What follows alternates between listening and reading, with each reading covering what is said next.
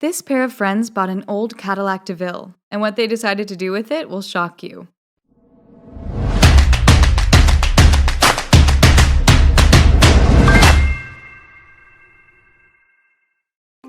Ever since the invention of the modern automobile, people have modified their cars in just about every way imaginable.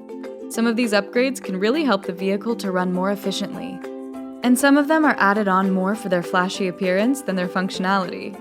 When a pair of friends named Duncan Foster and Phil Weicker bought a 1969 Cadillac DeVille one day for a special project, they really wouldn't have needed to do much with it in order to already be the talk of the town. However, this pair of auto enthusiasts had some big plans in store for their new purchase, and their wild idea was anything but vanilla. Want to see more stories about unconventional automobiles? Take a moment to leave us a like, and then make sure to subscribe for more stories just like this one.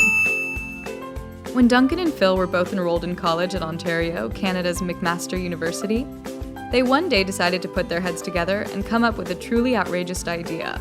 Their plan? To transform an old 1982 Chevy Malibu into a fully functional mobile hot tub. Along with the help of a fellow student, the pair then tried to make their dream into a reality, with mixed results. The thing was hideous, Duncan said.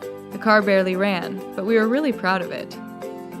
However, the middling success of the Malibu only made Duncan and Phil hungrier for a project that would really make all of their friends envious. Fast forward 12 years, and Duncan and Phil are now living all the way out in Los Angeles, California.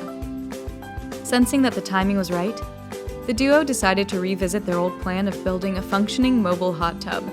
This time would be different though. Instead of using a Malibu, the pair decided to build their dream car, using a 1969 Cadillac DeVille as the base for the hot tub. Project Carpool DeVille, as it was affectionately titled, would require a complete overhaul of the body of the Cadillac. For starters, the pair ripped out all of the seats, and then the entire dashboard. A hot tub was going to need a good amount of room after all. Naturally, the hot tub itself was going to be very heavy, especially once it was filled with water. So Duncan and Phil reinforced the car's steel frame and then installed a top-end shock-absorbing system in order to cushion the impact